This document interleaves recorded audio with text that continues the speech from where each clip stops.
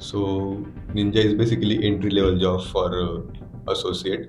Digital जो होता है वो अच्छा खासा पे करते हैं आपको। और तो अगर आपने कोडिंग क्वेश्चंस वगैरह क्रैक कर लिए, आपने अगर फाउंडेशन निकाल लिया तो आपका निंजा ऑलमोस्ट सिक्योर हो जाता है। But there is no guarantee, आपको एडवांस भी सॉल्व करना होता है चीज अहमदाबाद के से खास पॉडकास्ट ऊपर। करने के लिए आए मेरे दोस्त।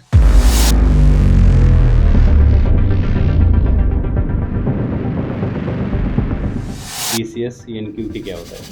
हाँ, प्लेसमेंट का जो हमारा सीन था वो खराब हुआ कि मोस्ट ऑफ द कंपनीज ने हायरिंग फ्रीज कर दी थी वो साल। मुझे एक टैग मिलता है फर्ग्यूसन का, उसका बहुत प्राउड फील होता प्राउड है। ऑफ, तो तब मुझे पता चला कि जो मैं इजी समझ के गया था वो लाइक मॉडरेट क्वेश्चंस थे जो फाउंडेशंस में थे।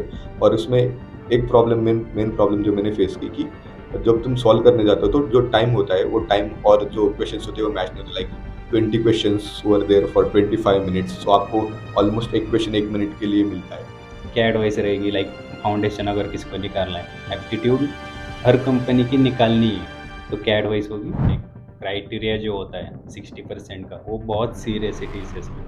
बिकॉज मैंने खुद पर्सनली देखा है कि जिनके ना 1 या फिर 2% भी नीचे 60 से, उन्हें आफ्टर सिलेक्शन भी निकाला गया है।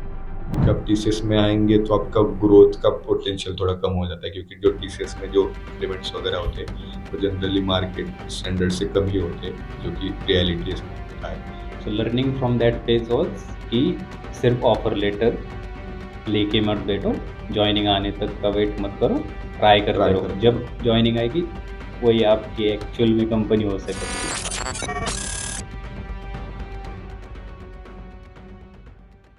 जो भी स्टूडेंट्स टीसीएस एनक्यूटी एग्ज़ाम के लिए इस महीने में अपेयर होंगे, उन सब स्टूडेंट्स और फ्रेशर्स के लिए एक स्पेशल पॉडकास्ट किया है हमने। आज हमने डिस्कशन किया है पराग के साथ, जो कि टीसीएस में लगभग 1 साल से as a assistant system engineer काम कर रहे हैं। बेसिकली टीसीएस एनक्यूटी एग्ज़ाम क्या होती है, निंजा डिजिटल प्राइम में प्रोफाइल्स क्या होते हैं, कैसे अलोकेट किया जाता है, जो भी इंटरव्यू के एक्सपीरियंस होते हैं उनके बारे में भी डिस्कशन किया है। आफ्टर ऑन बोर्डिंग कौन सी ट्रेनिंग होगी, आईएलपी ट्रेनिंग क्या होती है, पीआरए एग्ज़ाम क्या होती है, उनका क्या इंपॉर्टेंस है आपके प्रोजेक्ट एलोकेशन में, इस सब चीज़ों के बारे में डिस्कशन किया है। बेसिकली पराग की एक ओवरऑल होल जर्नी हमने टीसीएस की इस पॉडकास्ट में डिस्कस की है, जो कि आपको डेफिनेटली बहुत बेनिफिट देगी। विंग्स एग्ज़ाम क्या होती है, आपको अगर इंटरनल रोल स्विचिंग करनी है, लाइक निंजा से डिजिटल जाना है, तो इस बारे में भी हमने डिस्कस किया है। It's a whole podcast filled with all the information required for the TCS NQT exam and all the other processes of TCS. Last तक देखिए। अगर आपको पराग को रीच आउट करना है, you can definitely check out the podcast description for the LinkedIn link. It's Parag on Beyond the Code. Enjoy today's episode. So welcome Parag भाई on Beyond the Code podcast. आज के पॉडकास्ट की वाइब बहुत friendly होने वाली है, बिकॉज चाइल्डहुड के दो दोस्त आज पॉडकास्ट पर बैठे और टीसीएस पर एक गाइडेंस करेंगे। So before starting, let's just start with your brief introduction. Hi, hello Swapnil, hello everyone watching this podcast. My name is Parag Sagar, and I am assistant system engineer in TCS at Ahmedabad location. And I have joined in 2025. I have experience of 8 months, and I am on project currently. So तो जब भी हम एक podcast करते हैं ना, उसकी एक थीम होती है। This is going to be TCS special podcast. So हर एक पॉडकास्ट में ना, हमारा यही मोटिव रहता है कि एक best podcast on that particular company deliver करना है स्टूडेंट्स के लिए, जो कि अभी लर्न कर रहे हैं थर्ड ईयर में या फिर फोर्थ ईयर में, या फिर जो भी फ्रेशर्स होंगे। टीसीएस पर एक ऐसा पॉडकास्ट देना है जो कि ओवरऑल सारे उनके डाउट्स क्लियर करे। एनक्यूटी क्या होती है, आफ्टर ऑन बोर्डिंग क्या होता है, जॉइनिंग गैप क्यों इतना होता है टीसीएस में, और जो विंग्स एग्ज़ाम होती है स्विच करने के लिए निंजा से डिजिटल, डिजिटल से प्राइम, वो सब क्या होता है, इसके सारे क्वेश्चंस के आंसर हम करेंगे। बिकॉज मैंने रिसर्च किया इस पॉडकास्ट के लिए। ऐसा कोई भी पॉडकास्ट नहीं है जो देखकर सभी के सारे डाउट्स क्लियर हो। इस एक पॉडकास्ट में ये सब करना है आज के लिए। Basically let's just start with your educational journey. so मैंने स्कूलिंग मेरे गांव में ही किया।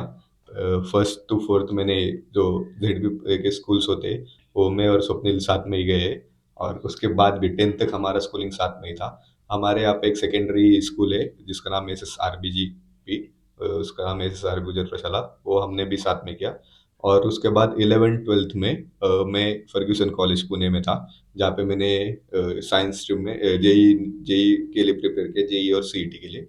और फिर जेई के बाद मैंने परसेंटाइल स्कोर के अकॉर्डिंग मुझे पीएस मॉडर्न, जो कि वहाँ से पास में ही पुणे में ही है, जो वो कॉलेज मुझे अलॉट हुआ। और फिर फोर्थ ईयर के बाद मैंने जो टीसीएस का इनक्यूट एग्जाम होता है वो क्रैक कर लिया, और उसके बाद मुझे टीसीएस में अभी मैं निंजा प्रोफाइल पे हूँ। ओके, सो फर्गूसन कॉलेज पर बात करते हैं। हम्म। आई गेस इससे पहले भी हमने बात की है फर्गूसन कॉलेज पे, बट आपका पर्टिकुलर क्या एक्सपीरियंस रहा? Fergusson college one of the best days of my life. Fergusson की वाइब भी अलग है। तो Fergusson has been great for like from its establishment. Ferguson gave me lot of memories, lot of friends, and Ferguson बहुत सही college है।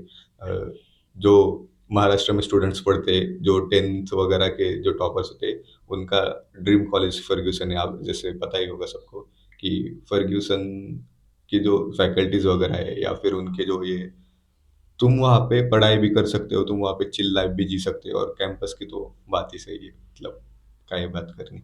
Fergusson, like it's a memory for me, like I will cherish it forever in my life, yeah. और जो एक tag मिलता है Ferguson का, उसका बहुत प्राउड फील होता है। प्राउड ऑफ हमारे टाइम में सबने से हुडीज प्रिंट करवाए कि प्राउड टू बी फर्ग्यूसनियंस, लाइक, और वो है हमारे पास अभी भी, लोगों के पास, सबके पास। और अभी हमारा मीटअप इतना होता नहीं है, पर अभी भी मतलब मेरे दोस्त वगैरह है, अच्छी बात है, हम कांटेक्ट में रहते हैं। ओके, सो पीएस मॉडर्न इंजीनियरिंग कॉलेज पर पहली बार बात कर रहे हैं हम। सो क्या ओवरऑल एक्सपीरियंस था, because it's one of the prestigious college in Pune. So PS modern पे आते हैं हम। हमारे 12th के बाद जेई के रैंकिंग पे मुझे पीएस मॉडर्न में आईटी मिला। मुझे बाकी भी कॉलेजेस मिल रहे थे, पर मैंने घर वालों से कंसल्ट कर दिया और उन्हें बोला कि पीएस मॉडर्न का लोकेशन भी अच्छा है, और वो जो मॉडर्न के जो कॉलेजेस होते हैं वो अच्छे। तो मैंने मॉडर्न को एडमिशन ले लिया, और पहले 2 साल तो हमारे सबके कोविड में ही निकल गए। जो हमने 2020 बैच थी, उन सबके पहले 2 साल तो ऑलमोस्ट कोविड में निकल गए।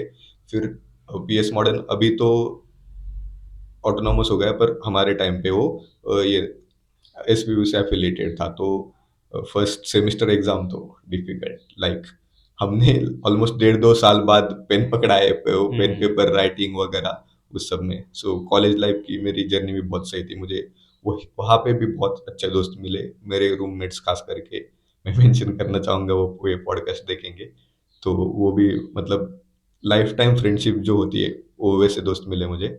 और टीचर्स भी लाइक हेल्पफुल थे। हमारे जो प्रोजेक्ट गाइड वगैरह थे फाइनल ईयर में, उन्होंने हमें बहुत हेल्प की, हमने जो रिसर्च पेपर वगैरह पब्लिश किए उसमें। और हाँ, प्लेसमेंट का जो हमारा सीन था वो खराब हुआ, क्योंकि हमारे हम सबका इशू हुआ था 2024 बैच का, क्योंकि मोस्ट ऑफ द कंपनीज ने हायरिंग फ्रीज कर दी थी वो 1 2 साल के लिए। हमने देखा है कि हमारे जो सीनियर्स थे उनको सबको अच्छी प्लेसमेंट लगी, जो प्लेसमेंट का ग्राफ था वो ऐसे ऐसे ऊपर, और हमारे टाइम फ्रीज, डायरेक्ट फ्रीज। सो वहाँ पे एक थोड़ा सा प्रॉब्लम आया, बट जनरली ओवरऑल बहुत, मेरा कॉलेज कॉलेज एक्सपीरियंस बहुत अच्छा था। ओके, सो मॉडर्न में एडमिशन के लिए कितने लाइक परसेंटाइल रिक्वायर्ड थे जेई के लिए, आपके कितने आए थे? हाँ, सो मॉडर्न के लिए जनरली आपको जेई वगैरह दो दो क्राइटेरिया, एक एमएसटी सीईटी होता है, या फिर जेई वगैरह होता है। तो सीईटी वगैरह के लिए हम मुझे फिलहाल का तो परसेंटेज पता नहीं, बट हमारे टाइम में कुछ 93 95 तक सीईटी के परसेंटाइल थे। और जेई के लिए 90+, लाइक 90 90+ के लिए ये मीन्स वहाँ पे कंप्यूटर या आईटी मिल जाता है आपको। और बाकी ब्रांचेस का तो मुझे पता नहीं, बट जनरली हाँ यही क्राइटेरिया है कि हाँ 80 85 आपने 80+ कर लिया तो आपको, हाँ इलेक्ट्रिक, नो 85+ आई गेस कि इलेक्ट्रिकल वगैरह इस करंट इसमें तो मिल जाएगा probably. I don't know current trends, but हमारे टाइम में तो यही था। ओके, सो हम्म। बेसिकली इस चीज़ पर बात करते हैं, लाइक अगर किसी को मॉडर्न कॉलेज में एडमिशन लेना है हम्म। तो क्या एडवाइस रहेगी? सो माय एडवाइस विल बी कि आप सीईटी पे फ़ोकस करो। अगर आपको आपका कॉलेज ड्रीम वही है, तो आप सीईटी पे फ़ोकस कर सकते हैं, जो कि आपका 12th का ही महाराष्ट्र बोर्ड का सिलेबस होता है और आप उसमें ही एक्सेल करके आपको मॉडर्न कॉलेज मिल सकता है या फिर आप हायर एम करना चाहें, तो आप सीओई, पीपीआईसीटी के लिए वगैरह भी एम कर सकते हैं। वो भी बहुत सही कॉलेजेस है और अगर आपको आईआईटीज़, एनआईटीज़ वगैरह के लिए भी एम करना है, तो आप जेईई तो दे ही सकते हो और उसमें भी अगर आपने अच्छे खासे परसेंटाइल लाए, तो मॉडर्न आईटी ब्रांच या कंप्यूटर आपको मिल ही जाता है जनरली और वो अच्छा कॉलेज है। Okay, hmm, so now the main section of this podcast will start. TCS. Okay, so TCS NQT आपने भी क्रैक किए और मैंने भी क्रैक की थी, लगभग साथ में ही की थी। हाँ। सो उस पर बात करते हैं। So let's just start with the basics, like TCS NQT क्या होता है? एनक्यूटी एक टीसीएस का टेस्ट होता है नेशन वाइड। वो कुछ 4 दिन 5 दिन कंडक्ट करते हैं और वो उसमें आप ऑफलाइन आपको जाके टीसीएस के जो आयोन सेंटर्स होते हैं उस पे जाके टेस्ट देना पड़ता है और वो 190 मिनट्स, 3 आवर्स 10 मिनट्स का टेस्ट होता है। उसमें दो सेक्शंस होते हैं, एक फाउंडेशनल और एक एडवांस। तो फाउंडेशन में आपको रीजनिंग, वर्बल, लॉजिक वगैरह के क्वेश्चंस आते हैं और एडवांस में आपको एडवांस लॉजिक वगैरह या फिर मैथमेटिक्स वगैरह के, जो कि फाउंडेशंस में भी आते हैं, बट वहाँ पे प्रॉफिट लॉस वगैरह आता है। वहाँ पे ज़्यादा कैलकुलस वगैरह आता है जनरली और एडवांस में दो कोडिंग क्वेश्चंस भी होते हैं। तो अगर आपने कोडिंग क्वेश्चंस वगैरह क्रैक कर लिए, आपने अगर फाउंडेशन निकाल लिया, तो आपका निंजा ऑलमोस्ट सिक्योर हो जाता है, but there is no guarantee. आपको एडवांस भी सॉल्व करना होता है। So my advice will be, आप अगर आप निंजा के लिए एम कर रहे हैं, तो आप थोड़ा सा एम हाई करें और डिजिटल वगैरह के लिए आपने अगर एक कोडिंग क्वेश्चन सॉल्व कर लिया, दो कोडिंग क्वेश्चन सॉल्व कर लिए, तो आपको प्राइम के लिए भी चांस मिल सकता है। तो जनरली जो कोडिंग क्वेश्चंस आते हैं वो एरेज वगैरह, सॉर्टिंग, इस टाइप के क्वेश्चंस आते हैं। और मेरा तो मतलब एनक्यूटी देने का कोई ये नहीं था, मैंने बस ऐसे फॉर्म भर दिया था और उसी सेम डे मेरा फाइनल ईयर का वाइवा एग्जाम था। सो मेरा एग्जाम था सुबह 7:30 बजे, फर्स्ट मेरा ये था। सुबह 7:30 बजे मेरा एग्जाम था और मेरा 11:30 या 12:30 बजे मेरा वाइवा का ये था। तो मैं लाइक मैं दूँ या ना दूँ, इस इसमें था। तो मैंने कुछ प्रिपेयर वगैरह, मतलब उसका एडमिट कार्ड भी कुछ 2-3 दिन पहले ही आता है, ऑलमोस्ट ज़्यादा दिन पहले नहीं आता। तो मैं इसी इसमें था कि मैं कॉलेज के फाइनल ईयर के वाइवास भी चल रहे थे, सबमिशन चल रहा था, तो प्रिपरेशन के लिए या फिर रिवीजन के लिए कुछ टाइम नहीं मिला। तो हम अनप्रिपेयर्ड ही गए थे, वहाँ पे गए और मैंने, हाँ, तो तब मुझे पता चला कि जो मैं इजी समझ के गया था, वो लाइक मॉडरेट क्वेश्चंस थे जो फाउंडेशंस में थे। और उसमें एक प्रॉब्लम, मेन प्रॉब्लम जो मैंने फेस की कि जब तुम सॉल्व करने जाते हो, तो जो टाइम होता है वो टाइम और जो क्वेश्चंस होते हैं वो मैच नहीं होते। Like 20 questions were there for 25 minutes, so आपको ऑलमोस्ट एक क्वेश्चन 1 मिनट के लिए मिलता है और कुछ कुछ क्वेश्चन ऐसे थे कि जो 1 मिनट में नहीं सॉल्व होते आपके, सो आपको वो टाइम मैनेजमेंट करना पड़ेगा। Foundation for me was easy because there was time और एंड मैंने वो ऑलमोस्ट सॉल्व कर दिए थे सारे। हाँ, बट कोडिंग में मेरा ये था कि एक कोडिंग क्वेश्चन बहुत ही डिफिकल्ट आया, जो मैंने ऑलमोस्ट लोगों से बाद में बातचीत की कि वो जो किसी का नहीं हुआ। और एक कोडिंग क्वेश्चन जो मैंने रिवाइज नहीं किए थे, ये हुआ था। तो वहाँ पे मेरा ये दो एरर्स की वजह से फंस गया। हाँ, और उसमें ये कि कंपाइलर एरर आता है मोस्ट ऑफ द टाइम। सो मैंने बहुत ये नोटिस किया कि जो जिन्होंने ये दिया है एनक्यूटी, उन्होंने कंपाइलर एरर के बारे में प्रॉब्लम फेस की है। मेरे बैच में हो गए, बाकी बैच में भी हो गए। तो कंपाइलर कभी कभी एरर्स आपके सॉल्व होने के बाद भी वो कंपाइल नहीं करता कोड। तो अब आपका फेट है, उस पे हम कोई बात नहीं कर सकते। हम्म, ओके, सो थोड़ा सा ना प्रिपरेशन पर बात करते हैं, लाइक TCS NQT के लिए आपने कुछ ऐसे स्पेशल प्रिपेयर नहीं किया था, मैं जानता हूँ। ओके, सो क्या एडवाइस रहेगी, लाइक फाउंडेशन अगर किसी को निकालना है, एप्टीट्यूड हर कंपनी की निकालनी है, तो क्या एडवाइस होगी? और किस टाइप के कोडिंग क्वेश्चंस थे, लाइक एग्जांपल कि आपको कौन से आए थे? एग्जैक्टली कोडिंग क्वेश्चन तो मुझे अभी याद नहीं, बट वो मुझे याद है कि वो सर्चिंग का था। वो लाइक बबल सॉरी सॉर्टिंग या सर्चिंग का था प्रोबेबली। एक बबल सॉर्ट का था प्रोबेबली और दूसरा तो मुझे याद नहीं। जो एक डिफिकल्ट था वो तो लाइक वो किसी से ऑलमोस्ट सॉल्व ही नहीं हुआ। बहुत कम लोग थे जिन्होंने, लाइक मैंने 10-15 लोगों से बात की, उनमें से एक ने भी सॉल्व नहीं किया था। बाकी लोगों ने किया होगा ऑब्वियसली, बट मैंने 10-15 लोगों में से किसी ने सॉल्व नहीं किया था। तो अगर हम ऐसे इस पे आए प्रिपरेशन। प्रिपरेशन पे, तो अगर आपको एप्टीट्यूड सॉल्व करना है, जो कि आपको ऑलमोस्ट हर एक कंपनी के ड्राइव में देना ही पड़ता है। तो आपको जनरली लोग क्या करते हैं, लोग कोडिंग के लिए प्रिपेयर करते हैं और एप्टीट्यूड में पीछे रह जाते हैं। मैंने मेरे बहुत सारे कोडर दोस्तों को देखा है कि उनका एप्टीट्यूड नहीं निकलता है। उनकी कोडिंग अच्छी है पर एप्टीट्यूड में प्रॉब्लम हो जाती है। तो आपको एप्टीट्यूड भी प्रिपेयर करना पड़ेगा, क्योंकि जो moderate easy to moderate level के क्वेश्चंस आते, कुछ कुछ तो डिफिकल्टी हाई भी थी, जो कि एडवांस में आए थे। एडवांस जो सेक्शन होता है फाउंडेशन और एडवांस, उसमें जो थे एप्टीट्यूड क्वेश्चंस, जो लॉजिक वगैरह थे या वर्बल रीजनिंग थे, वो थोड़े से डिफिकल्ट थे। तो आपको एप्टीट्यूड करना पड़ेगा।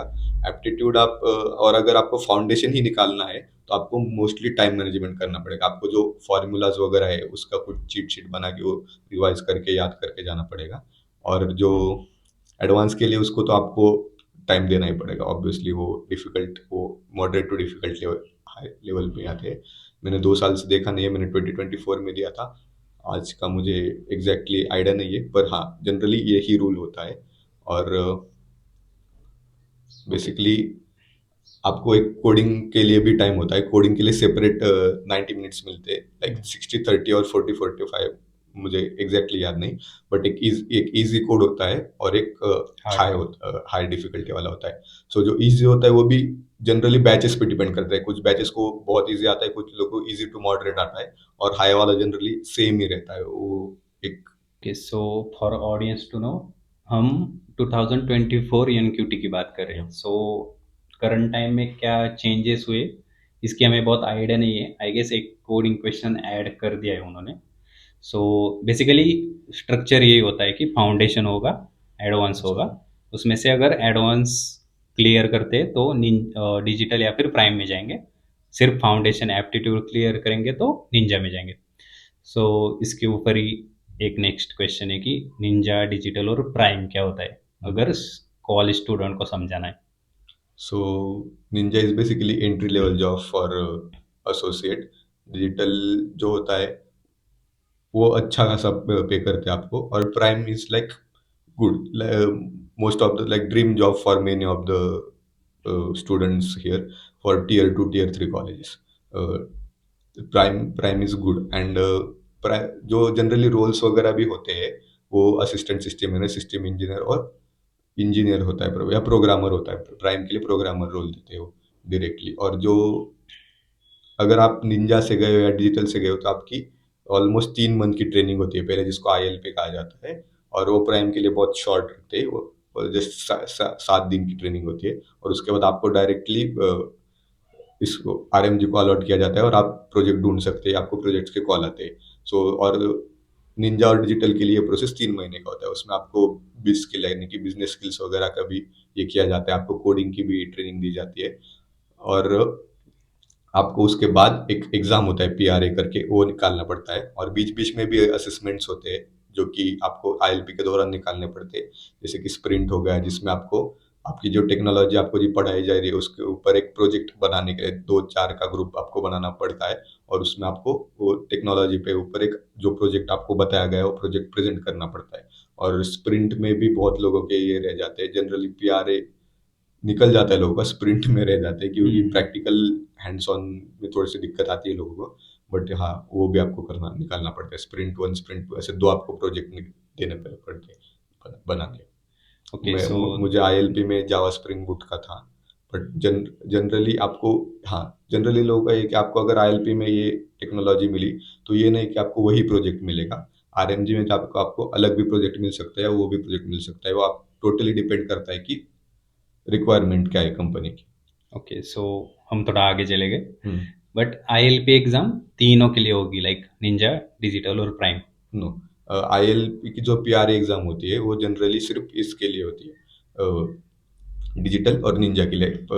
जो प्राइम होते हैं उनको डायरेक्टली RMG को असाइन कर दिया जाता है 7 दिन की बेसिकली ट्रेनिंग के बाद। और उनको प्रोजेक्ट सर्च करना पड़ता है या फिर प्रोजेक्ट्स के कॉल उनको आते हैं।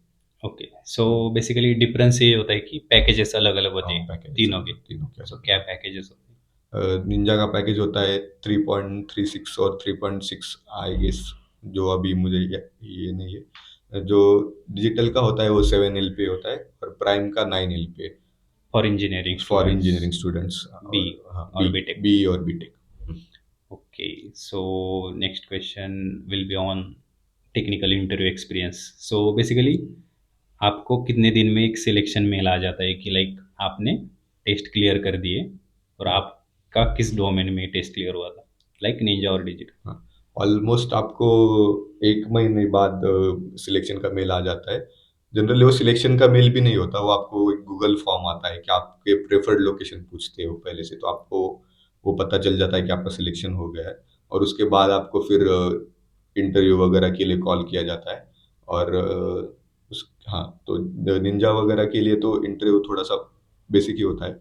डिजिटल के लिए वो ये कर तो आपको ये भी जानना चाहिए कि अगर आपका डिजिटल में भी हो गया है या फिर आपका निंजा में भी हो गया है, तो आप आइदर प्रमोट हो सकते हो या डिमोट हो सकते हैं according to your interview. Generally promotion के चांसेस बहुत कम होते हैं, बट डिमोशन मैंने बहुत लोगों के बारे में सुना है कि वो डिजिटल से निंजा में आया, या प्राइम से भी कुछ लोगों को निंजा में ये कर दिया गया है, जिनके इंटरव्यूज काफ़ी सही नहीं गए उनके, मतलब मैंने मिला वो लोगों से मेरे ऑफिस में, जिनको प्राइम से भी डिमोट करके निंजा या डिजिटल में उन्होंने डाल दिया। सो आपका इंटरव्यू कैसा जाता है उसके ऊपर भी बहुत सारी चीज़ें डिपेंड है।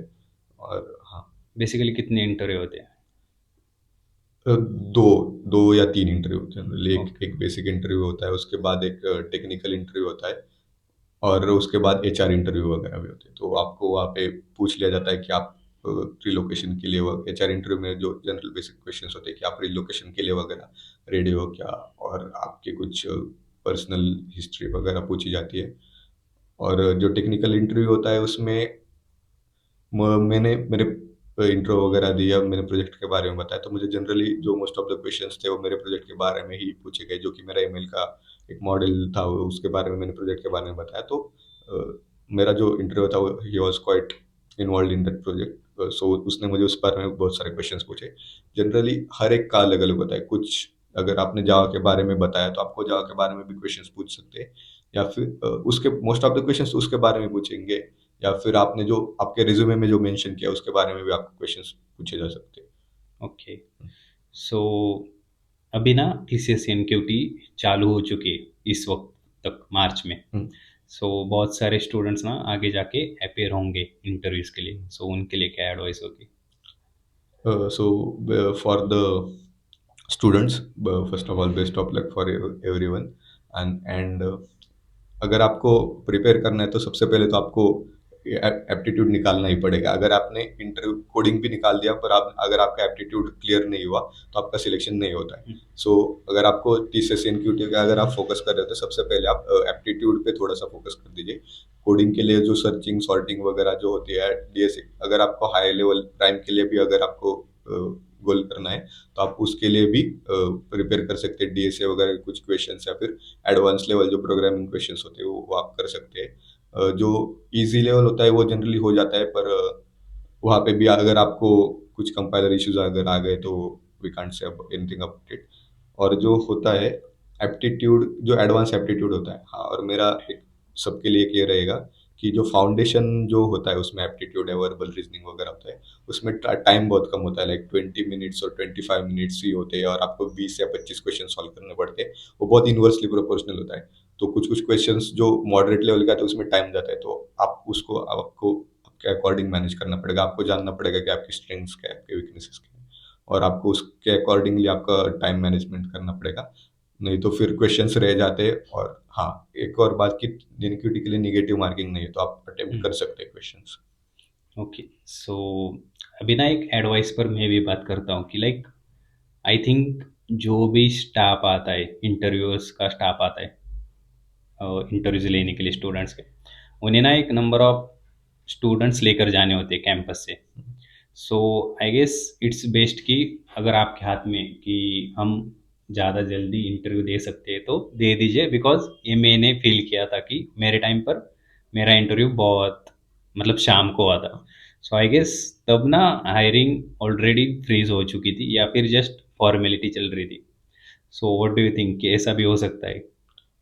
हाँ, मुझे भी ऐसा बहुत लोगों ने बताया कि जो लास्ट में जो इंटरव्यूज लिए गए उनमें से कुछ लोग बहुत अनसीरियस थे इंटरव्यूज के बारे में, कि उन्होंने मतलब लाइक कुछ भी क्वेश्चंस पूछे, या फिर जो जॉब रोल था उसके अकॉर्डिंग क्वेश्चन नहीं पूछे, या फिर बहुत ही हाई लेवल क्वेश्चंस पूछे ताकि वो कैंडिडेट्स को रिजेक्ट कर सके। तो हाँ, ये भी एक फैक्टर हो सकता है।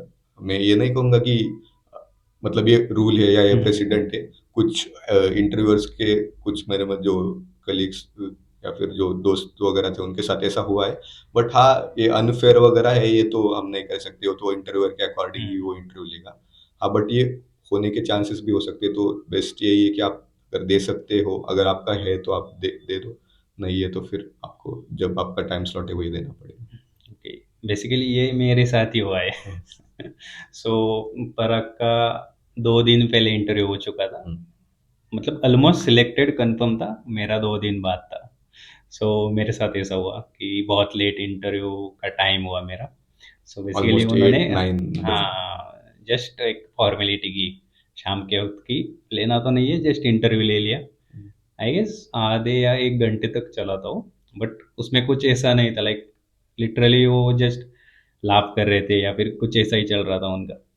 सो या एक पॉइंट है कि आपकी पॉसिबिलिटी बहुत ज़्यादा है सिलेक्शन होने की, जस्ट आप इंटरव्यू ज़्यादा जल्दी दीजिए, बिकॉज़ उनको पोजीशंस भरने होते हैं, वैकेंट सीट्स बहुत ज़्यादा होती है। हाँ, ये भी हो सकता है। हुँ, लाइक ये अगर स्वप्निल के साथ खुद हुआ है तो देयर इज़ चांस। ओके। हमें एक साथ जाना था टीसीएस हाँ, में, बट मैं नहीं जा नहीं पाया। And I am pretty sad about it. Oh! Okay, ठीक है। सो आगे बढ़ते सिलेक्शन का मेल कब आ जाता है कि लाइक हाँ, कन्फर्म है आप टीसीएस जॉइन करने वाले हैं? सिलेक्शन का मेल के लिए बहुत ऑलमोस्ट मुझे 1 डेढ़ या 2 महीने वेट करना पड़ा था। ओके, और वो इरेगुलर है बहुत। मैंने सबसे पहले इंटरव्यू दिया या सेकंड डे या थर्ड डे ऐसे ही कुछ इंटरव्यू दिया, पर मुझे सिलेक्शन का मेल आने में ऑलमोस्ट 2 महीने लग गए। कुछ लोगों के जिन्होंने लास्ट इंटरव्यू दिए थे, उनके सिलेक्शन के मेल बहुत जल्दी आ गए थे। तो ओके। वो इरेगुलर आप बता नहीं सकते, आपको आ सकता है 15 दिन में भी आ सकता है, 1 महीना भी या 2 महीने भी। तो डिपेंड करता है, जो ऑफर लेटर रिलीज़ करते हैं या जो ये रिलीज़ करते हैं, उसको आने में टाइम लगता है। पर आपका इंटरव्यू कैसे गया उसके ऊपर आपको पता चल जाता है कि आपका सिलेक्शन हुआ हुँ, है या नहीं हुआ। मोस्ट ऑफ द टाइम वहाँ पे ही पता चल जाता है। वो बताते नहीं है कि आपको क्या हुआ है, पर अगर आपका एचआर इंटरव्यू वगैरह हो गया है और आपको पूछ रहे हैं आपके डॉक्यूमेंट्स वगैरह, तो आप थोड़ा-सा आप पॉज़िटिव रह सकते हैं कि हाँ, मेरा सिलेक्शन हुआ। ओके। सो यहाँ पर ना एक बात करते हैं, लाइक क्राइटेरिया जो होता है 60% का, वो बहुत सीरियस है टीसीएस में। बिकॉज़ मैंने खुद पर्सनली देखा है कि जिनके ना 1 या फिर 2 परसेंटेज भी नीचे है 60 से, उन्हें आफ्टर सिलेक्शन भी निकाला गया है। हुँ। सो ऐसा भी होता है कि लाइक 10th में, 12th में और ग्रेजुएशन में 60 परसेंटेज इज़ मैंडेटरी। 1% भी कम नहीं होना चाहिए। ओके, सो सिलेक्शन मेल आने के बाद की क्या प्रोसेस होती है? सिलेक्शन जॉइनिंग तक मेल की? आने के बाद आपको वो टाइम ही नहीं देते, आपको सब डॉक्यूमेंट्स वो बैकग्राउंड चेक वगैरह कंप्लीट करना पड़ता है, और वो लिटरली 1-2 दिन में आपको करना पड़ता है, और उसके लिए आपका एलसी वगैरह लगता है, बहुत सारी चीज़ें लगती है जो कि आपका कॉलेज प्रोवाइड नहीं कर सकता इतने शॉर्ट टर्म पे। तो उसके लिए आपको प्रिपेयर रहना पड़ेगा कि आपको पहले ही कुछ अरेंजमेंट्स करनी पड़ेंगी, कुछ कॉलेज से बात करनी पड़ेगी अगर आपका सिलेक्शन हो गया है। आपको पता है मतलब कि आपका सिलेक्शन होने वाला है, आपका इंटरव्यू वगैरह अच्छा गया है, तो आप पहले उसके लिए कुछ प्रिपेयर करके रखिए, कुछ डॉक्यूमेंट्स वगैरह आप पिछले वाले बैच से पूछ सकते हैं कि कौन-कौन से डॉक्यूमेंट लगते हैं, वो आप पहले ही रेडी करके रख सकते हैं। बाकी जो एलसी वगैरह होते हैं या फिर जो फाइनल ईयर मार्कशीट्स वगैरह होती है, वो आपकी लगती है, जो कि ग्रेजुएशन सर्टिफिकेट या डिग्री सर्टिफिकेट जो होता है, वो प्रोविज़नल भी चल जाता है, पर कुछ-कुछ कॉलेजेस वो भी प्रोवाइड करने में ये होते हैं। मैंने कुछ लोगों का देखा है कि उनका प्रोविज़नल सर्टिफिकेट भी 6-6 महीने बाद आता है, तो हुँ, वो आपको 1-2 दिन के शॉर्ट नोटिस पे आपको सबमिट करना पड़ता है। हाँ, वो बहुत रश में प्रोसेस होता है, और अगर आप वो फ फेल हो गए सबमिट करने में, तो आपका ऑफ़र रिवोक कर देते हैं वो। नहीं, उसके पहले ऑफ़र ही नहीं भेजते आई गेस। ऑफ़र लेटर आपके बीजीसी के बाद हुँ, आता है। मेरे हाँ, उसके बाद आता है। हाँ, ये सब ऑनलाइन प्रोसेस होती है। हाँ, ये प्रोसेस ऑनलाइन होती है। ओके, सो यहाँ पर ना जो जॉइनिंग डिले होता है, हुँ। उस पर बात करते हैं कि लाइक आपका सिलेक्शन कब हुआ था? ऑफर लेटर कब आया था और जॉइनिंग कब हुई? अभी मैं खुद जॉइनिंग बहुत लेट जॉइनिंग का शिकार हूँ, तो मेरा एग्ज़ाम हुआ था अप्रैल में, अप्रैल 26 समथिंग, दो 2024 24, में। हाँ, हाँ, और मेरा मतलब जो इंटरव्यू हुआ था, वो 16-17 जून के आसपास हुआ था, जो कि एक पहले ही दिन हुआ था। हाँ, आई गेस पहले ही दिन मेरे हुँ, जो पहले दिन इंटरव्यू हुआ था, और उसके बाद मुझे ऑफ़र लेटर आने में कुछ डेढ़ महीना लगा, लाइक जुलाई एंड में, हाँ, नहीं, 1 महीना। 17 जुलाई के आसपास मुझे ऑफर लेटर आ गया था, और ऑफर लेटर के बाद मुझे ऑलमोस्ट 11 मंथ्स लगे ज्वाइनिंग देने में। तो और उन्होंने प्रेफरेंसेस भी कंसिडर नहीं किए, सो उनके अकॉर्डिंगली ही ज्वाइनिंग देते हैं, और आपको वेट ही करना पड़ता है। मैंने उन्हें मेल भी लिखे, मेरे पास दूसरा ऑफ उसके बाद मैंने बाकी यहाँ पे भी ड्राइव्स वगैरह दिए जिसमें मेरा एक ऑफर भी था। और वो बहुत मतलब कुछ लोग मेरे बाकी कुछ दोस्तों को जो कि जिन्होंने एनक्यूटी वगैरह निकाली थी, उनको भी ज्वाइनिंग मिल गए थे। लाइक कुछ लोगों को 1 महीने में, कुछ लोगों को लिटरली 15 दिन में ज्वाइनिंग मिला, कुछ लोगों को 2 महीने में। सबसे लेस्ट शायद हमारा ही बैच था जिनको ज्वाइनिंग मिला, जो कि जून में मिला 2025 में। सो या आपको अगर आप एक इंटरव्यू से मुझे ज्वाइनिंग मिलने में ऑलमोस्ट एक एक साल लग गया था, पूरा एक साल। सो हाँ, ये भी होता है कि आपको ज्वाइनिंग डिले एमएनसीज वगैरह में बहुत देखने को मिलती। क्या क्या उस एक साल में? एक साल में मैंने अलग अलग ड्राइव्स वगैरह दिए, मैं बहुत सारे ड्राइव्स के फाइनल राउंड तक पहुंचा, कुछ क्रैक भी हो गए, कुछ क्रैक। मेरे पास मैंने एक विप्रो का ऑफर भी निकाला उस टाइम पीरियड में। और बहुत सारे मेरे जो एप्टीट्यूड वगैरह के थे, लाइक मैंने कॉग्निजेंट वगैरह का दिया, मैंने 2 बार उसके एप्टीट्यूड का, लाइक आई नो कि मैंने निकाल लिए थे, पर उनका कभी मुझे इंटरव्यू कॉल नहीं आया, कुछ नहीं आया। जो कि मेरे से लोगों के जिनके खराब गए थे, या फिर ये उनको भी कॉग्निजेंट का मुझे पता नहीं कि उनका इंटरव्यू प्रोसेस या इंटरव्यू कॉलिंग वगैरह कैसे है। एक्सेंचर का तो मुझे लाइक उन्होंने मुझे फ्रीज ही कर दिया, जबकि मेरा सिस्टम ही खराब हो गया था बीच में। तो ऐसे भी इंसिडेंट्स हुए मेरे साथ, तो वो कुछ पीरियड थोड़ा सा डाउन ही था मेरे लिए कि मैंने एग्जाम निकालने के बाद उनका पोर्टल डाउन हो गया एक्सेंचर का। और वो 24 आवर्स बाद मुझे मेल करते कि you have to stay online and you have to give the next exam. 24 hours कोई कैसे ऑनलाइन रह सकता है। सो ये सब चीज़ें भी है। उसके बाद मेरा विप्रो का भी अ, उनका जो ट्रेनिंग था, जो विप्रो का ट्रेनिंग होता है ऑफर लेटर के बाद, वो मुझे टीसीएस से पहले आया, जबकि उनका ऑफर लेटर बाद में आया था। और वो भी मुझे आया था मार्च के अराउंड समथिंग। उनका ट्रेनिंग भी था 2 महीने का ऑलमोस्ट। तो मैंने वो ट्रेनिंग भी किया, वो जो कि घर से कर सकते हैं आप। विप्रो का एलिट वगैरह प्रोग्राम्स होते हैं, उसमें एक मेरा सिलेक्शन हुआ था। तो उसका ट्रेनिंग मैंने किया। और मेरे पास फिर फाइनल में 2 ऑप्शंस थे, आइदर विप्रो और टीसीएस। तो फिर मुझे टीसीएस ने पहले ज्वाइनिंग दिया, और विप्रो का जो ज्वाइनिंग था वो दूर था मेरे से, चेन्नई वगैरह उन्होंने लोकेशन दिया। तो फिर मैंने वो रिजेक्ट कर दिया, और मैंने टीसीएस में अहमदाबाद में ज्वाइन कर लिया। उसके बाद भी उन्होंने मुझे 2-3 बार ये किया कि लोकेशन वगैरह फिर से चेन्नई दिया, फिर मैंने वो फाइनली ऑफर ही डिस्कार्ड कर दिया कि नहीं। ओके, सो इस मोमेंट पर ना एक बात करते हैं, लाइक जब ऐसा फेज चल रहा है, आपकी ज्वाइनिंग आने वाली है, कंपनी कुछ ना कुछ अपडेट भेजती रहती है या फिर आपके दोस्तों की ज्वाइनिंग होती रहती है। सो आप स्टक हो जाते हैं कि लाइक मूव ऑन करना है, एक नई कंपनी ढूंढनी है या फिर वेट करना है। सो थोड़ा सा इस बारे में बात सो करते हैं। बेसिकली जब मेरा हुआ था, तो मेरा बहुत पहले हुआ था, मतलब हमारे सारे ग्रुप में सबसे शायद पहला मेरा ही हुआ था। तो मैं रिलैक्स हो गया था थोड़ा सा कि चलो ये एक ऑफर तो निकाल लिया है, बात का बाद में देखते। तो फिर कुछ इंसिडेंट्स हुए, जैसे कि मैंने एक्सेंचर का बताया, या फिर कॉग्निजेंट के भी मेरे टेस्ट निकालने के बाद भी मुझे इंटरव्यू कॉल अप नहीं आया। तो उसके बाद मुझे सीरियस थोड़ा सा ये डाउट होने लग गया था कि कुछ है ही नहीं। या फिर मैंने फिर से पढ़ाई करना स्टार्ट कर दिया। फिर जो ऑफलाइन ड्राइव्स वगैरह होते हैं उसके लिए भी मैंने ये प्रिपेयर किया। जो मैंने 2-3 ड्राइव्स वहाँ पे भी निकाले, मैं फाइनल राउंड तक गया। एक ड्राइव जो मेरा मतलब एमएल वगैरह का था, जिसमें मैं फाइनल राउंड तक, मैंने ऑलमोस्ट 5 या कुछ इंटरव्यू राउंड्स दिए थे। फाइनल राउंड में मैं गया, और वहाँ पे जस्ट बिकॉज ऑफ इंटरव्यूअर की ईगो की वजह से मुझे वहाँ पे बाहर निकलना पड़ा। तो वो भी आपका ये है कि आपको कैसा इंटरव्यूअर मिलता है, या फिर आपका जो नसीब है उसके ऊपर भी डिपेंड करता है कि अ, आप, हाँ, और वो एक प्रिटी आपके बाकी दोस्तों की ज्वाइनिंग हो रही होती है, जो जिनकी बाद में प्लेसमेंट लगी है, या फिर आपको जो कोई ऐसे प्रॉपर अपडेट नहीं मिलता कंपनी से। आप जस्ट क्या, आपका जो ये ज्वाइनिंग है वो प्रोसेस में आपको दिया जाएगा, कोई डेट नहीं दी जाती, कुछ नहीं कुछ नहीं। ये मैंने बहुत फेस किया है। तो वहाँ वहाँ पे बहुत ज़्यादा अनसर्टेनिटी है, और वो अनसर्टेनिटी खराब है वो बहुत ज़्यादा, कि कंपनी को कुछ तो अपडेट देना चाहिए आपको कि 2 महीने लग जाएंगे, 3 महीने लग जाएंगे, ताकि आपको श्योर रहेगा कि आपको क्या करना है आगे। पर कंपनी वो अपडेट कभी नहीं देती, वो जनरली बैचेस में किसी को भी कहाँ पे भी प्लेस कर देते हैं, तो उसकी वजह से।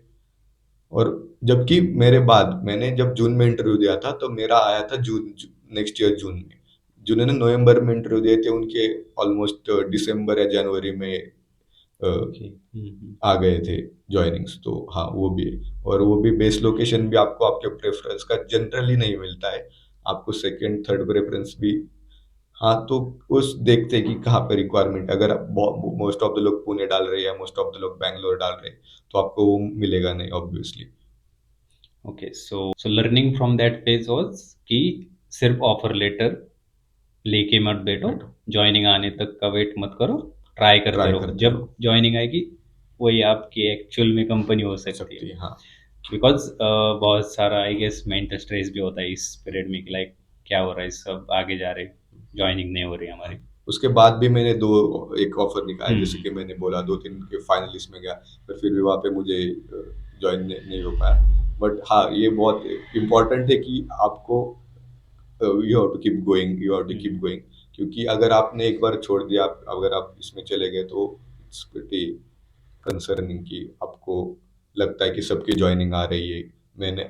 मतलब, और आपको कोई अपडेट ही नहीं मिल रहा होता, आपको जस्ट पुश किया जाता है कि हाँ, आपको मिल जाएगी, आपको मिल जाएगी, पर कब मिल जाएगी इसका कोई आपको रीजन, क्यों नहीं मिल रही इसका कोई रीजन नहीं दिया जाता। या फिर आपको आपका प्रेफर्ड लोकेशन मिलेगा नहीं मिलेगा, आपको कब रिलोकेट होना पड़ेगा, या फिर ये सब। और जब हमारे टाइम में था तब तो company, most of the company ने हायरिंग ही फ्रीज कर दी थी, तो हम बाहर भी ज्यादा अप्लाई नहीं कर पा रहे थे। जब हमने कितने कितने एप्लीकेशंस जो हमारे देखे, उसका रिप्लाई तक नहीं आया हमें, ऐसे भी हुआ है हमारे टाइम में। हाँ, तो ये भी चीज होती है कि आपको just you have to keep going. Okay, so basically June 25 में आपकी फाइनली ज्वाइनिंग आ गई अहमदाबाद, गुजरात। गुजरात में। सो फर्स्ट ऑफ ऑल क्या फीलिंग थी जब फाइनली ज्वाइनिंग आ गई? बिकॉज इतने ज़्यादा देर के बाद जब ज्वाइनिंग आती है ना, वो एक्साइटमेंट खत्म हो जाती है ऑलरेडी। हाँ, वो एक ऐसा होता है कि हाँ अभी जाना है। हाँ, तो बेसिकली मुझे अहमदाबाद नहीं जाना था, मेरा प्रेफर्ड लोकेशन पुणे था, जो कि मेरा फर्स्ट प्रेफरेंस भी था। बट अब मेरे पास दो ऑप्शंस थे, एक तो अहमदाबाद जा सकता था मैं, या फिर चेन्नई। तो मु- मेरे होम टाउन से पुणे से, जो कि अहमदाबाद पास में भी है, कल्चर भी थोड़ा सा सिमिलर है, अदर देन कि एकदम स्टार्क डिफरेंस, जो कि चेन्नई या पुणे, या फिर चेन्नई अहमदाबाद मुझे थोड़ा सा पास लगा, अच्छा लगा। हाँ, बट अहमदाबाद में ह्यूमिड वगैरह है, तो मुझे वहाँ पे एडजस्ट करने में अभी भी प्रॉब्लम होता ही है। बट हाँ, कि Ahmedabad was better, I guess better for me than Chennai. और आपको जो एक्साइटमेंट होती है, वो जैसे कि तुमने कहा कि वो तो किल, वो मर ही जाती है। और उसके बाद आपको, हाँ, कि अब वहाँ जाके आपको देखना है कि हाँ, आपको सेटल होना है, आपको वो फिर से पीआरए वगैरह निकालना पड़ता है, वहाँ जाके आपको ट्रेनिंग करना पड़ता है, वो आपको कौन सी टेक्नोलॉजी देंगे उसके ऊपर आपको कुछ कंट्रोल नहीं होता। कुछ लोगों को जावा स्प्रिंग बूट मिल जाता है, कुछ लोगों को सैप मिल जाता है, कुछ को पाइथन वगैरह मिल जाता है, डॉट नेट वगैरह के भी है। तो वो आपके हाथ में नहीं होता, तो आपको जो होता है उसको अडेप्ट करना पड़ता है, और उसके अकॉर्डिंगली आपको पढ़ना पड़ता है, एग्जाम्स वगैरह जो माइलस्टोन्स होते हैं वो क्लियर करने पड़ते हैं। ओके, सो बेसिकली ना यहाँ पर हम अब आफ्टर ऑन बोर्डिंग की बात करेंगे। बिकॉज प्री ऑन बोर्डिंग की आई गेस सारी इन्फॉर्मेशन हमने दे दी कि क्या क्या हो हम्म। सकता है, क्या क्या सिचुएशन आ सकती है। सो बेसिकली आईएलपी एग्जाम पर बात करते हैं। सो क्या होती है आईएलपी आईएल एग्जाम? पे एक ट्रेनिंग पीरियड होता है निंजा और डिजिटल कैंडिडेट्स के लिए, जो कि प्राइम के लिए भी होता है, पर उनका शॉर्ट होता है, 7 दिन का होता है। और आईएलपी निंजा के लिए 3 महीने का, और डिजिटल के लिए भी 3 महीने का। उसमें आपको कौन सी भी टेक्नोलॉजी के ऊपर आपको लर्निंग दी जाती है, जो कि आपको एक ट्यूटर होते हैं, एक दो जो कि आपको पढ़ाते पढ़ाते like not like in college के आपको पूरा पढ़ा के दिखाएंगे, आपको एक एक एग्जाम्पल करके दिखाएंगे। और वो मोस्टली सेल्फ लर्निंग ही होता है कि आपको खुद से करना है, आपको खुद से कुछ बिल्ड करना है। और फिर उसमें भी माइलस्टोन्स वगैरह होते हैं, स्प्रिंट वगैरह होती है। और एक बिज स्किल करके होता है कि लाइक बिजनेस स्किल्स, जिसमें आपको एटिकेट्स, कॉर्पोरेट एटिकेट्स वगैरह सिखाए जाते हैं। ईमेल राइटिंग हो गया, या फिर आपके हायरार्की कैसे ये करनी है वगैरह, वो बेसिकली हर एमएनसी में आपको सिखाया जाता है। वो उसको भी स्किल कहते हैं। आपको जो आई वॉल करके प्लेटफॉर्म है टीसीएस में, उसके जो कोर्सेज वगैरह होते हैं वो करने पड़ते हैं। हाँ, तो ओके। यही होता है। और पीआरए आपको निकालना पड़ता है अगर आपको प्रोजेक्ट के लिए ये करना है। पीआरए के दो चांसेस होते हैं, अगर आपने एक में आप अगर आप फेल हो गए तो आपको दूसरा चांस मिलेगा। पर अगर आपने दूसरा भी फेल कर दिया तो आपको इसमें लैब में जाना पड़ नहीं, पहला निकालने के बाद आपको लैब में जाना पड़ता है, जिसको लर्निंग एडवांसमेंट प्रोग्राम बोलते हैं। आपको स्पेसिफिकली उसमें थोड़ी सी ज़्यादा हेल्प की जाती है ट्यूटर्स की तरफ से। बट अगर दूसरा भी नहीं निकाला तो शायद से आपको वो ऑफर लेटर रिवोक करते प्रोबेबली। ओके, सो आपका पर्टिकुलरली डोमेन क्या था? मेरा आईएलपी में डोमेन था जावा स्प्रिंग बूट, जो कि हमें 1.5-2 महीने, मैंने जून में ज्वाइन किया था, जून 19th पे, और मेरी जो आईएलपी खत्म हुई थी वो 22 पे खत्म हुई थी। तो ऑलमोस्ट 1.5 पौने 2 महीने या 2 ढाई महीने मेरे आईएलपी का ट्रेनिंग हुआ था जावा स्प्रिंग बूट पे, और उसका एग्ज़ाम भी उसी पे ऊपर हुआ था, जावा स्प्रिंग बूट के ऊपर। ओके, सो बेसिकली ये जो पीआरए एग्ज़ाम है, इसका क्या स्ट्रक्चर होता है? पीआरए एग्ज़ाम का स्ट्रक्चर ये होता है कि आपको कुछ एमसीक्यू होते हैं और जनरली 2 कोड होते हैं, 2 कोड आपको करने पड़ते हैं। शायद 60 मिनट्स का टाइम होता है। मेरे 8 महीने कुछ 6-7 महीने हो गए थे, मुझे एग्जैक्टली 60 मिनट्स का कुछ होता है, 30-30 मिनट्स ऐसे ही कुछ, 25, मुझे तो शायद 45 मिनट्स शायद लग रहे हैं कि 25-25 ऐसे ही कुछ था, twenty five I twenty guess five 60 thirty minutes ही हाँ थे। 30-30 होता है शायद से। उसके अकॉर्डिंग आपको 2 कोड्स करने पड़ते हैं, और पीआरए में भी 2 होता है, एक पीआरए 1 होता है, एक पीआरए 2 होता है, आपको दोनों भी निकालने पड़ते हैं। ओके, पीआरए 1 में भी आपको निकालना पड़ता है और पीआरए 2 में भी आपको निकालना पड़ता है। ओके। सो ये वही एग्ज़ाम है जिसकी आपने प्रैक्टिस की थी रात में कोडिंग मीट लेकर? हाँ, हाँ, वो कि काफ़ी डिफ़िकल्ट होता है, क्योंकि आपको, हाँ, मैंने जनरली जो मेरी कोडिंग की है मेरे कॉलेज लाइफ में वगैरह, वो पाइथन में करी है, और मुझे वहाँ जाके डॉट नेट में, सॉरी, जावा। जावा स्प्रिंग बूट में जाके स्विच करना पड़ा। तो मेरे लिए वो काफ़ी नया एक्सपीरियंस, और वहाँ पे आपको पढ़ाते नहीं है, आपको जनरली बस एग्ज़ाम्पल दिया जाता है और आपको खुद से पढ़ना होता हुँ, है। और आप यूट्यूब वगैरह से भी, मतलब ऑफ़िस टाइम में तो नहीं पढ़ सकते क्योंकि वो सारे रिसोर्सेज़ बंद किया है। अगर आपको पढ़ना है तो उनके खुद के रिसोर्सेज़ होते हैं, जो कैकल वगैरह होता है। ओके। सो आईएलपी जब ट्रेनिंग चल रही थी आपकी, तो हुँ। क्या टाइमिंग होता है ऑफ़िस का? ऑफिस का टाइमिंग होता है 9 to 6:30। ओके। हाँ, जो कि most of the time extend भी हो जाता है, आपके स्प्रिंट वगैरह, जो कि प्रोजेक्ट वगैरह बनना पड़ता है आपको, उसके हुँ, अकॉर्डिंगली हुँ। आपको वो बनाना ही पड़ता है, क्योंकि जो होता है वो आपको वीएम पे काम करना पड़ता है, आप वीएम घर पे नहीं लेके जा सकते या कुछ नहीं कर सकते। तो हाँ, हमने मतलब 9-9 बजे तक भी बैठे, सुबह 9 से शाम के 9 बजे तक। Okay, so after completing the training आप बेंच पर जाओगे और आपको प्रोजेक्ट ढूँढना होता है या फिर आपको कॉल्स आते हैं, सो उसकी क्या प्रोसेस होती है? हाँ, तो आपको एक बार आईएलपी से निकल के, आरए क्लियर करने के बाद आप आरएमजी में जाते हैं, जो कि रिसोर्स मैनेजमेंट ग्रुप है टीसीएस का, जो आपको प्रोजेक्ट्स वगैरह प्रोवाइड करता है। तो आरएमजी में जाके आपको कॉल्स आते हैं कि आपको अगर कोई मतलब प्रोजेक्ट वगैरह है, वो आपका, उन्हें आपका रिज्यूमे वगैरह फॉरवर्ड किया जाता है आरएमजी की तरफ से, और वो आपको कॉल करते हैं कि ये है प्रोजेक्ट है, और आपका इंटरव्यू वगैरह लिया जाता है। जनरली वो इंटरव्यू बेसिक आपकी नॉलेज टेस्ट करने के लिए होता है कि आपको उस डोमेन में सच में नॉलेज है या नहीं है। तो 15-20 मिनट्स, 20-25 मिनट्स अकॉर्डिंग तो आप कितने बोलते हो, वो जनरली इंटरव्यू होता है।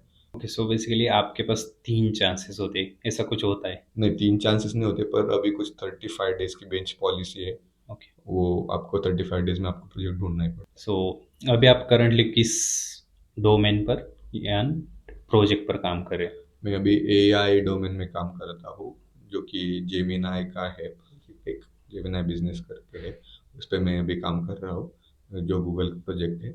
सो बेसिकली ना बहुत सारे स्टूडेंट्स का होता है कि उनको निंजा मिल जाता है, बट उन्हें अपग्रेड करना होता है डिजिटल के लिए या फिर डिजिटल वालों को प्राइम के लिए।